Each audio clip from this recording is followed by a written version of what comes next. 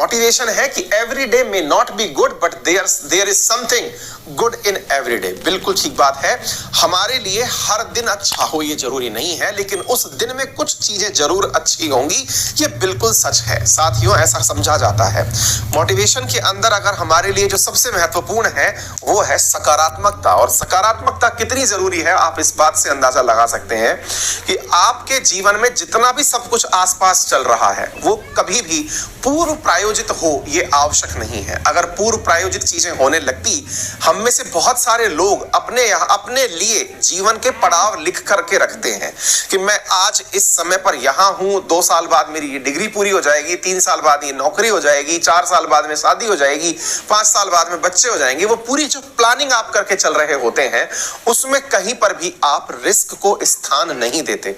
Risk से मेरा अर्थ है कि आप उस असंभव की कल्पना को कहीं पर भी स्थान नहीं देते।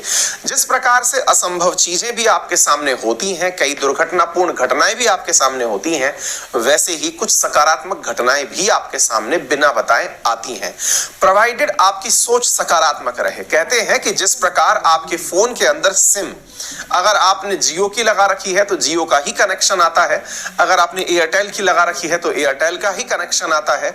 हमको ये होता ही नहीं कभी कि जियो की सिम लगा रखी हो और एयरटेल का कनेक्शन आ जाए। सीधा सा अर्थ ये है कि कनेक्शंस किसी भी प्रकार के क्यों ना हो, अल्टीमेटली वो विद्यमान तो सारे हैं, लेकिन डिपेंड करता है कि उस डिवाइस के अंदर सिम कैसी लगाई गई है। जीवन में भी ऐसा है, आपके चारों तरफ सभी प्रकार के विचार उपलब्ध हैं, डिपेंड करता है कि आप किस सोच के साथ उस दिन की शुरुआत कर चुके हैं। कहने का अर्थ यह है कि जीवन में जितनी भी चीजें आपके सामने चल रही हैं ये आपके रिसेप्टर पर डिपेंड करती हैं।